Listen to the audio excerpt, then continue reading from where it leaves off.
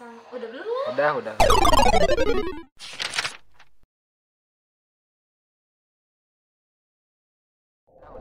Assalamualaikum warahmatullahi wabarakatuh. Waalaikumsalam warahmatullahi wabarakatuh. Perkenalkan, nama saya Sayyidah Nadia Al-Jabar. Saya mahasiswi dari IPIT Siliwangi. Di sini saya akan sedikit berbincang-bincang mengenai perusahaan yang sekarang Pak Indra bikin, yaitu Muslim Galeri 17. Di sini saya izin bertanya. Yang pertama itu mengenai profil dari Muslim Galeri 17. Muslim Galeri 17 itu sebetulnya kalau untuk yang sekarang ya, Muslim Galeri 17 itu dikenal sebagai produsen produk muslim. Yang awalnya sebetulnya Muslim Galeri 17 itu dikenal sebagai all shop. Jadi nggak punya, istilahnya kita nggak punya off store. Tapi sekarang alhamdulillah seiring berjalannya waktu, kita sekarang all shopnya masih berjalan, tapi all store-nya pun sudah mulai terbangun.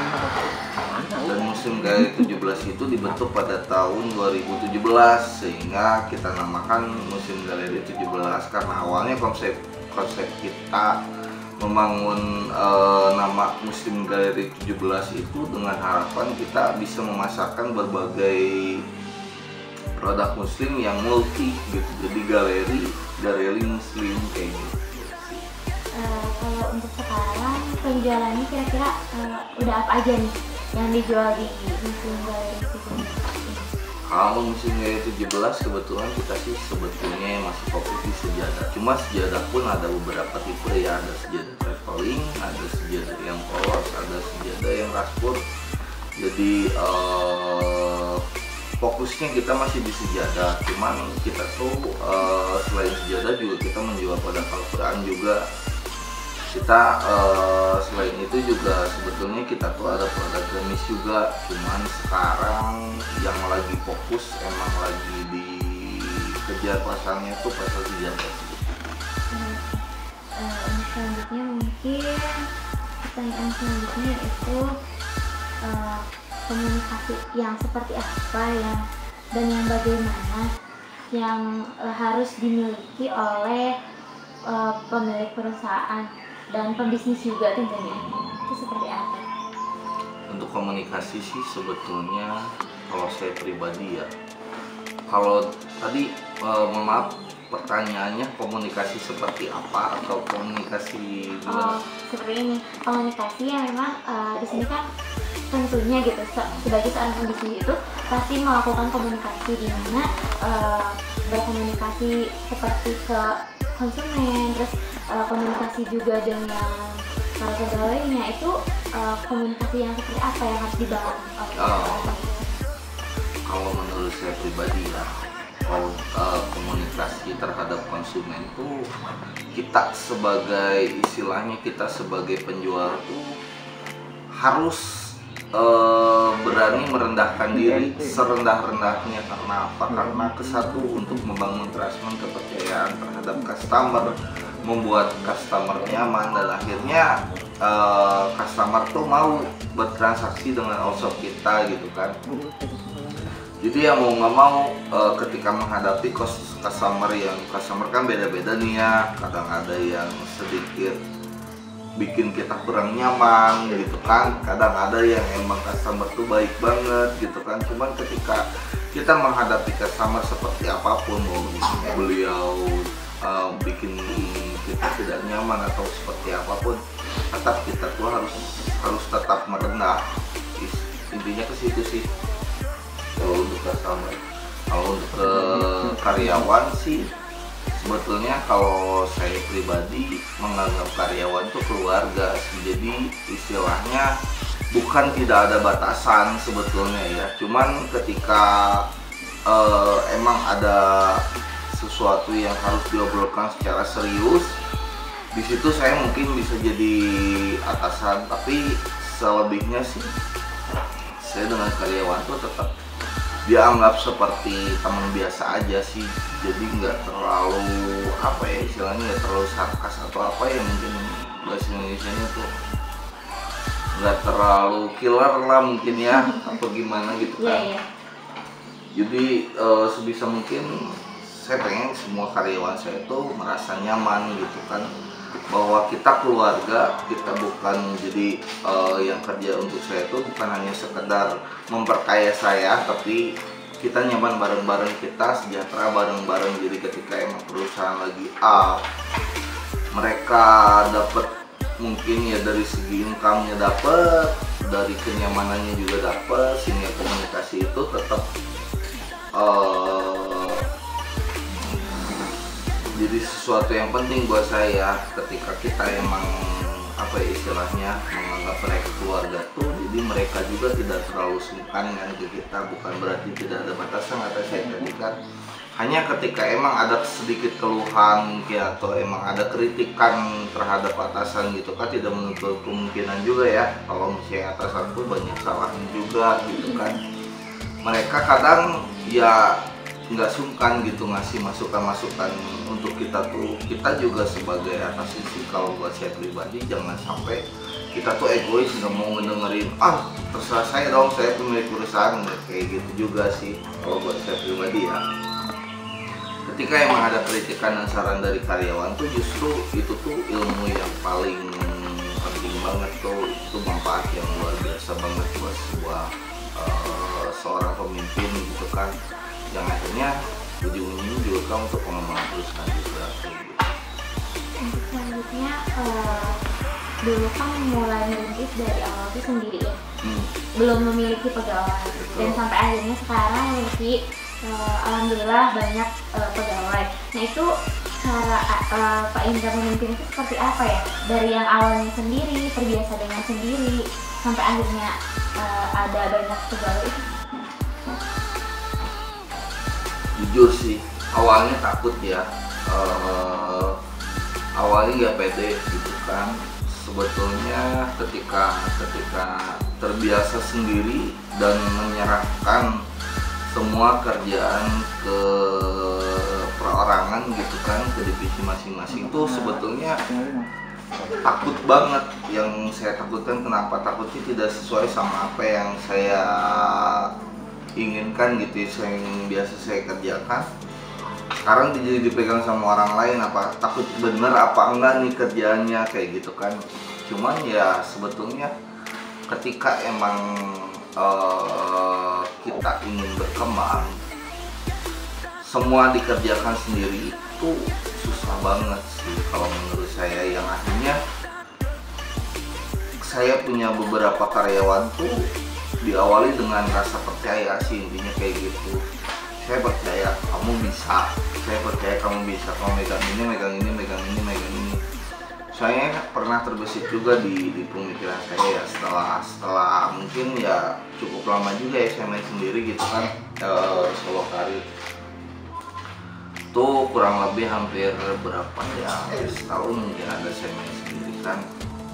Di situ saya bingung juga nih, ketika kita memiliki keinginan untuk berkembang, akhirnya terhambat karena ya timnya nggak ada gitu kan. Semua ini sama saya, ini sama saya, ini sama saya. Akhirnya ya saya mencobalah buat istilahnya untuk mempercayakan tugas-tugas yang awalnya saya kerjakan sendiri, saya pecah. Akhirnya cukup saya istilahnya cukup saya yang konsep, mereka yang kerjain gitu. Sampai akhirnya sekarang saya sangat terbantu sekali. Buat saya karyawan tuh betul-betul justru sangat penting buat saya yang sekarang. Kalau dulu kan betul-betul karena masih segala sendiri gitu kan, ini itu sendiri, akhirnya ya mentok sih, usaha pun nggak bisa berkembang. Kalau buat saya kayak gitu. Terus untuk pembagiannya kira-kira ada bidang apa aja atau ada divisi apa aja nih kira-kira, dan itu mulai berpikirnya atau karena apa? Karena pengalaman kah, atau memang Pak Indra sebelumnya melakukan pelatihan-pelatihan yang akhirnya timbullah ada divisi produksi, misalkan ada bagian produksinya, ada bagian keuangannya, atau seperti apa? Enggak sih sebetulnya, kalau untuk karyawan, pembagian karyawan tuh mulai terbentuk ketika emang musim GR17 tuh udah mulai jadi produsen ya. Nah, sampai saat ini nih, sampai sebesar ini bisnis Pak Indra, apa sih kira-kira yang memotivasi, yang terus memotivasi hingga sampai saat ini?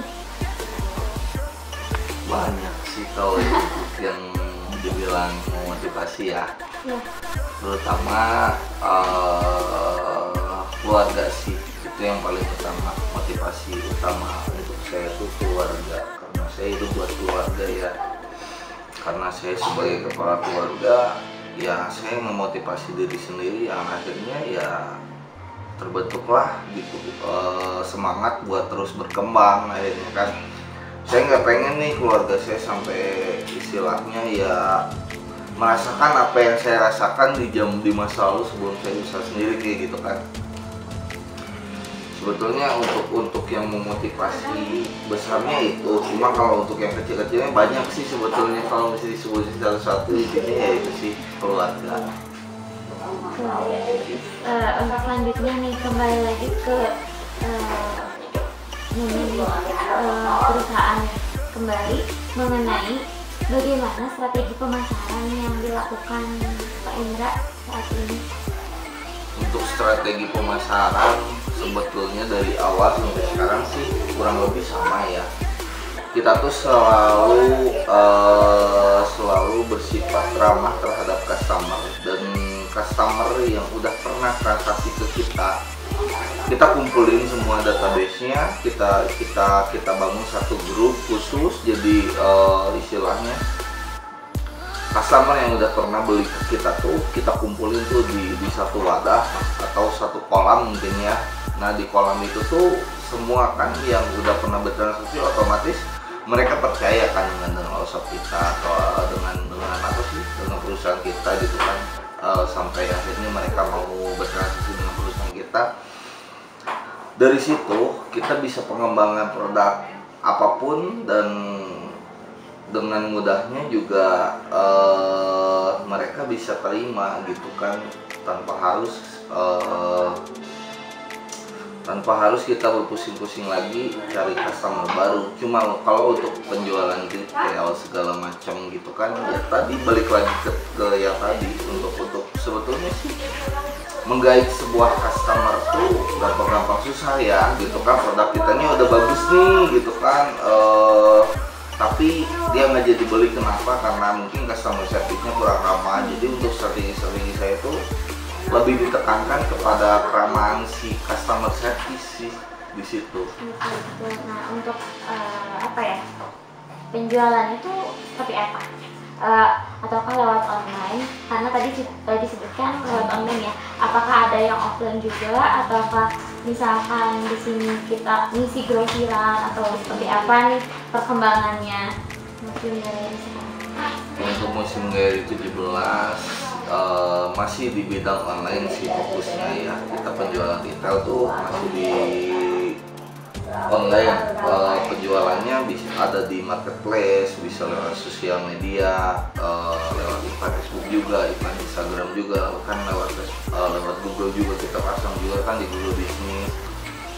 Untuk fokusnya kita masih tetap main di online, terutama di marketplace sama di Facebook Ads. Jadi kita kita pasang iklan di platform Facebook, di sosial media. Nanti dari sosial media pemasarannya diarahkan ke website yang kita build. Nanti dari situ customer bisa isi biodatanya, otomatis masuk ke email dan diproses gitu kan. Cuman untuk perkembangannya sendiri, alhamdulillah sekarang musim GR17 juga udah kerjasama dengan beberapa departemen store yang mungkin ya masih lokal sih, masih area Bandung, seperti Borma, Buana Serba, sama Ramayana kayak gini. Alhamdulillah udah mulai dikit-dikit iya berkembang. Semoga kedepannya bisa lebih besar lagi. Amin. Terus untuk selanjutnya, nah setelah sekarang banyak sekali cabang-cabangnya, bagaimana tuh untuk memanage keuangannya antara keuangan pribadi dengan keuangan perusahaan? jelas tentunya mungkin berbeda ya. Pasti. Namun siapakah yang membantu memanage keuangan tersebut? Kalau untuk memanage keuangan sih kebetulan ada istri intinya ya, karena udah berkeluarga, jadi itu sih kadang betul loh. Kita gini, misalnya kita kalau misalnya memiliki sebuah perusahaan itu betul-betul mesti dipisah mana-mana aja. Jadi kalau untuk strategi saya sendiri ya, saya tuh menggaji diri saya sendiri. Jadi akhirnya kayak gini, misalnya omset kita sekian dipotong, berarti kan untuk BOP segala macam udah menghasilkan margin sekian gitu kan dari omset. Nah, si margin itu tuh betul-betul kita tabung di satu rekening perusahaan gitu kan. Jadi emang itu tuh nggak akan keganggu gugat. Supaya simpel sih sebetulnya, awalnya aku ngejar simpelnya aja, yang akhirnya ya aku sendiri pun menggaji, jadi istilahnya di alas gitu. Jadi nggak bisa enaknya aku pakai uang perusahaan gini gitu nggak bisa. Jadi untuk uang pribadi itu betul-betul emang aku udah pisahin dari awal aku bisnis juga, karena cash flow perusahaan itu ada dipegang sama salah satu admin di sana. Beliau yang ngatur belanja harian berapa, belanja bulanan berapa, mereka yang betul-betul atur untuk pendataan invoice-nya, untuk pemasukan perusahaannya, untuk pengeluaran perusahaannya, betul-betul didata secara detail. Mungkin karena sudah habis juga pertanyaannya. Saya cukupkan mungkin ya. Terima kasih Pak atas ilmunya dan perbincangan kali ini. Semoga Muslim Gallery ini terus berkembang dan akhirnya bisa terkenal sampai mancanegara. Amin. Terima kasih Pak.